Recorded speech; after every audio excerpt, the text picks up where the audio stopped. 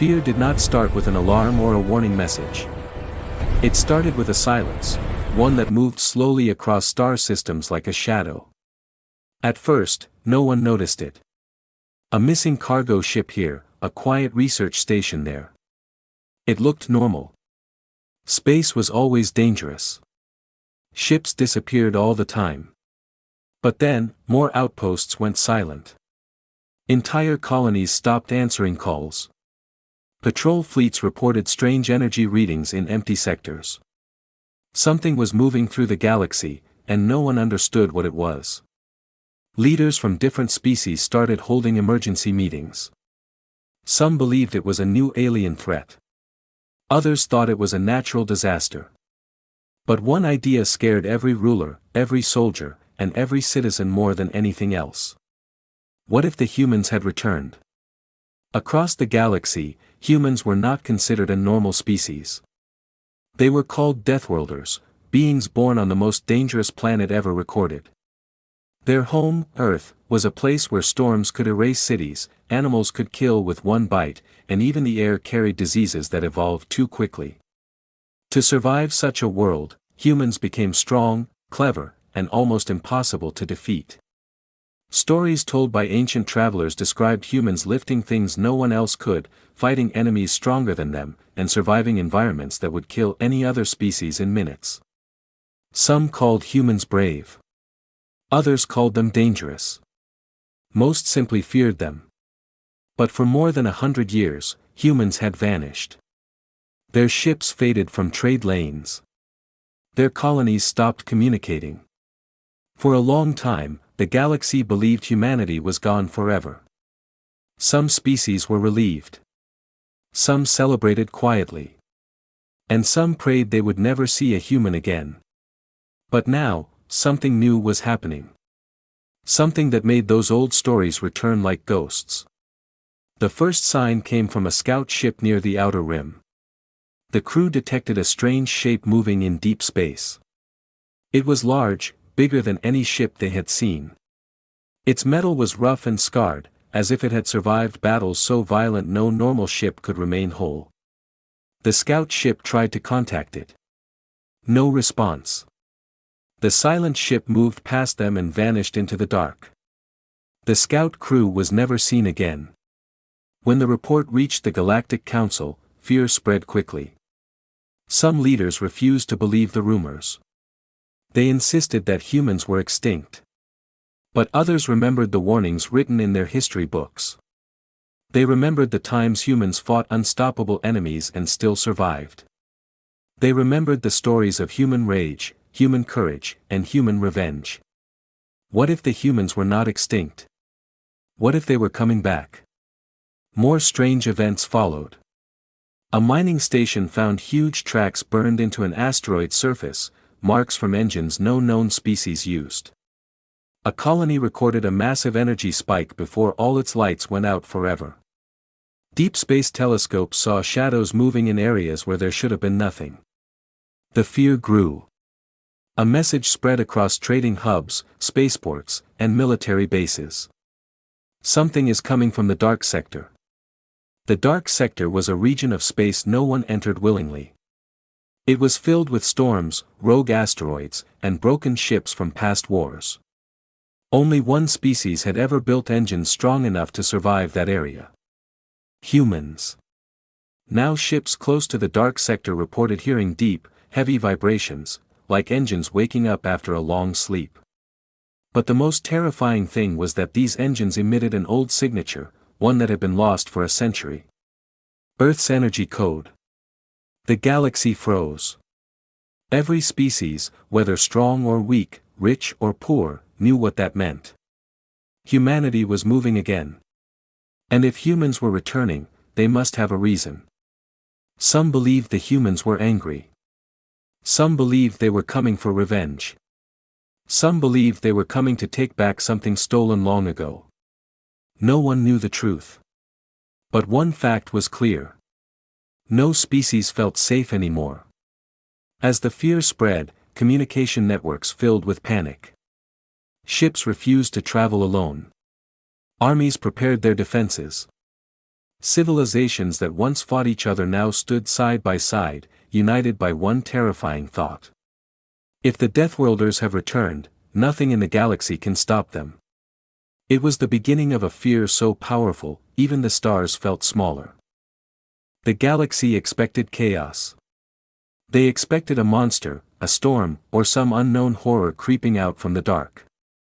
But nothing prepared them for what actually appeared. It started with a quiet ripple in space.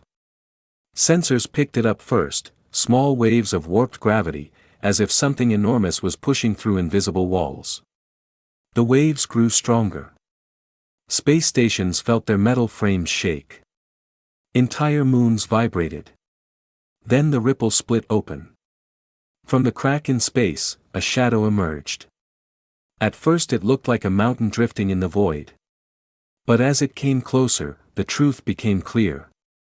It was a ship. A human ship. Unlike the smooth and elegant ships of other species, this one looked alive, like a giant armored beast. Its hull was thick, uneven, and covered in battle marks. Deep burns, cracked metal, and welded plates told a story of survival. Every scar meant the ship had lived through something that should have destroyed it. Glowing blue lines ran across its sides like veins pumping energy. Rows of bright windows lit up the darkness like eyes. Then another ship appeared behind it. And another. And then dozens. The Deathworlder Fleet had arrived. The first ship alone was already bigger than most space stations. But the ships that followed were even more terrifying. Some carried rotating cannons larger than transport shuttles. Others had gigantic spear-like structures meant to pierce shields and armor. Every vessel looked like it had fought 1,000 battles and was hungry for 1,000 more. On spaceports across the galaxy, crowds gathered around screens, staring at the impossible sight. Children hid behind adults. Soldiers stiffened. Commanders clenched their jaws. A Crescent officer whispered, This is not a fleet. This is a species' anger." No one replied. They were all thinking the same thing. The Deathworlders had woken from their silence. Every faction sent emergency messages to each other. What do we do? Are they here for war? Should we fire? Do we surrender? But no one dared attack first. If the legends were true, attacking a Deathworlder ship was like throwing a rock at a volcano. The fleet slowed down and formed a tight formation. The largest ship, the flagship, moved to the front. Its hull carried something unusual, an ancient symbol painted on its side. No one understood its meaning, but the shape looked like an old earth marking. Something sacred. Something angry. Galactic forces gathered near the border, but even their strongest fleets looked like toys next to the human armada. Their ships were clean, polished, and bright. But the human ships? They were built for survival, not beauty. A communication officer from the Zexari Republic tried sending a message. "Unknown Deathworlder Fleet, identify your purpose." Silence. The fleet did not move. It did not turn. It simply existed, like a giant metal storm waiting to strike. The silence felt more dangerous than any weapon. Minutes passed. Finally, after what felt like hours, a human voice answered. It came through every channel at once. It was calm, steady, and too controlled for comfort.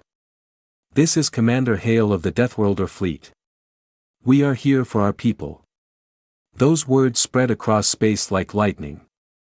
Every species reacted differently. Some thought humans were looking for lost colonies. Others believed humanity wanted territory. But the older species, those that remembered the first human wars, heard something darker behind the message. "Here for our people" did not sound like a request. It sounded like a warning. On several planets, leaders ordered their armies to stand ready. Not to attack, just to brace for impact. Brave soldiers felt their hands shake. Not from fear of dying, but fear of meeting the humans who did not die easily. Every ship in the Deathworlder Fleet remained silent after the message. Engines hummed quietly. Weapon systems stayed offline. The fleet was not attacking. But they also were not leaving. It was waiting. Watching. Studying. Judging. A scientist from a small moon base whispered the thought running through millions of minds. If this is only their entrance, what happens when they decide to act? No one had an answer. But the galaxy would soon learn the truth. And it would change everything. For a long time, the galaxy believed humans vanished because they were destroyed. Some said a natural disaster wiped them out. Others believed humans pushed themselves into extinction through war. A few species even celebrated, thinking the biggest threat to their power was gone. But none of those stories were true. The truth was far more dangerous. Inside a hidden chamber on the Crescent home world, 3 leaders gathered around a hologram. A giant map of the galaxy floated before them. Red circles marked dozens of secret locations, old battlefields, destroyed colonies, hidden labs. All connected to one event. The night humanity disappeared. Do you think they know? One leader whispered. They know, another replied. They would not come back with a fleet like this unless they learned everything. Every species had secrets. But the darkest secret belonged to a powerful alliance formed many years ago, the Silent Council. It was made of leaders from several alien empires, all of whom feared humanity's growth. Humans were too fast at learning. Too strong under pressure. Too unpredictable in battle. Too united in danger. The Council believed if humans kept advancing, no other species could challenge them. So they created a plan hidden from the galaxy. Destroy Earth quietly. Not through war, but through invisible attacks. They sabotaged Earth's satellites. They unleashed engineered sicknesses.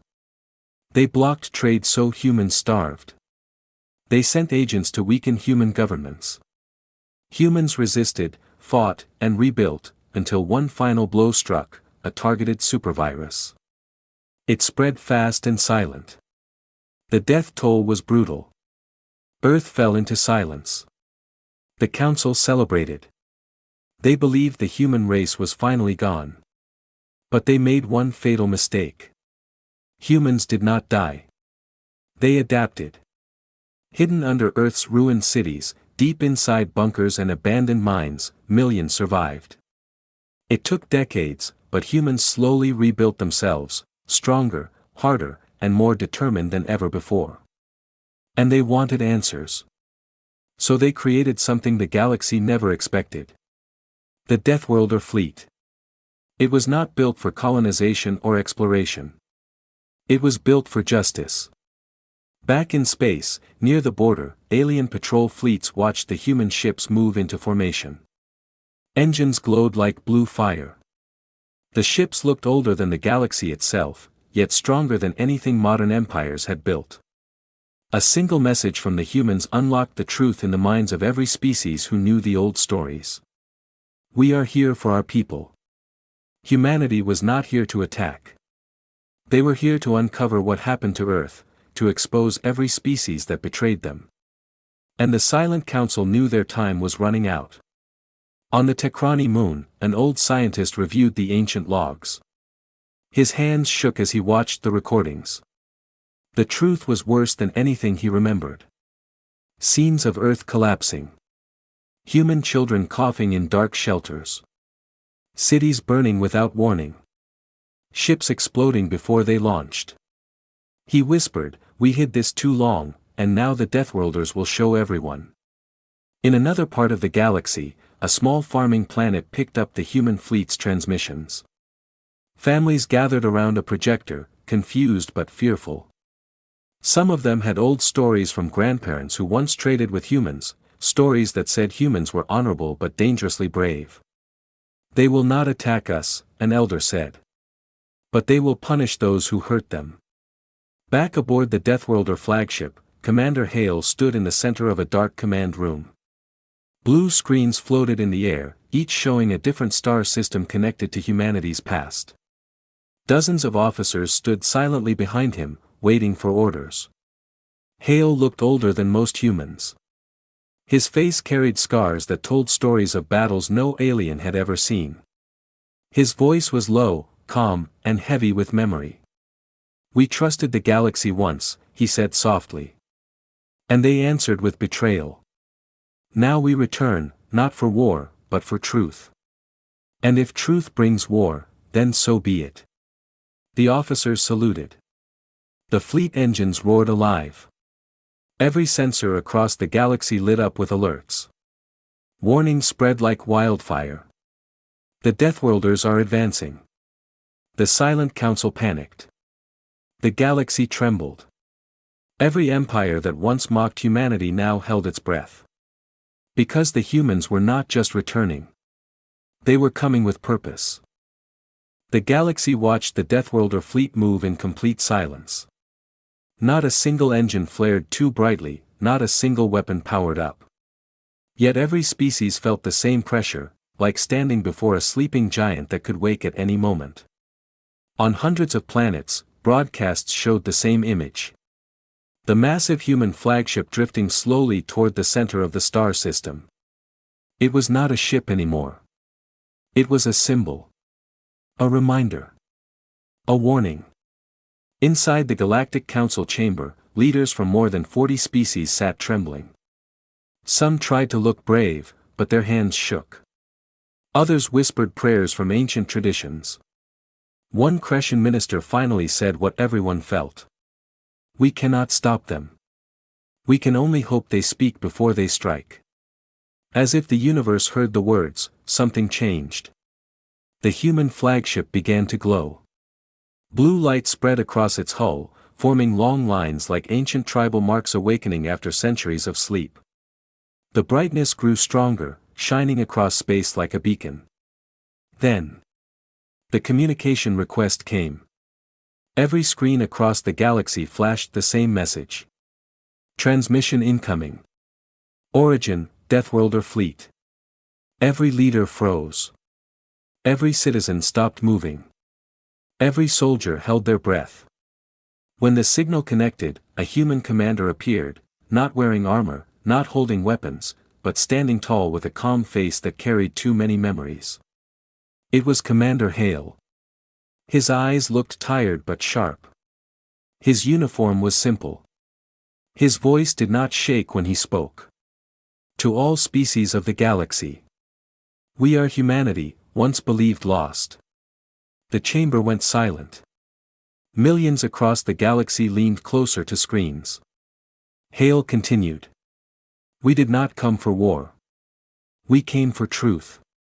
The Silent Council members stiffened. Their secrets were now exposed by their greatest fear. Hale raised his hand, and the view changed. The screens filled with coordinates, hundreds of them. Red markers glowed bright. "These are the places," Hale said, "where our people suffered. Where sabotage was hidden. Where our world was broken." Entire planets gasped. Some leaders covered their mouths. These places were not rumors anymore, they were real, and now the entire galaxy saw them. "We demand the truth," Hale continued. "Bring us the records. Bring us the names. Bring us the evidence." He paused, letting the words settle like heavy stones. "You have one chance." In the council chamber, a slow panic spread. All the species who believed humanity died on its own now saw the evidence. All the species who whispered that humans were dangerous now understood why the Deathworlders returned. But Hale's next words were the hardest. "We will not attack unless attacked. We will not destroy unless forced. But we will not be lied to again." Across colonies and spaceports, people broke into whispers. Some felt relief, maybe humanity would not destroy them after all. Others felt dread, because truth often came with consequences. Commander Hale stepped closer to the camera. "We gave the galaxy our trust once. This time, we demand respect."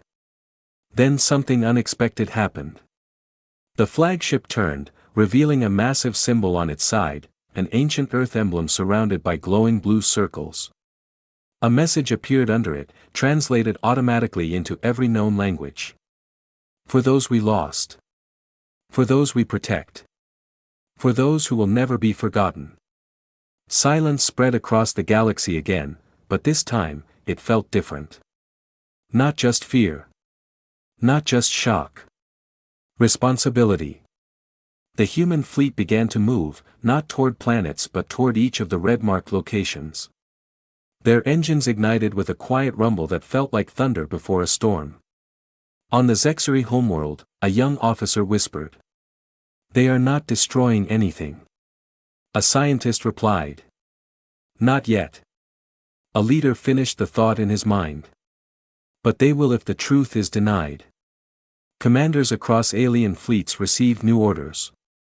Do not provoke. Do not engage. Do not lie. The galaxy finally understood. Humanity was not returning as conquerors. Humanity was returning as survivors. And survivors were always the most dangerous kind. The Deathworlder Fleet stretched across the stars, moving like a wave that could sweep civilizations away if pushed too far. The galaxy now faced a single question. Would they reveal their sins? Or would they face the full wrath of the Deathworlders? Because one thing was certain. Humanity would not leave until justice was done.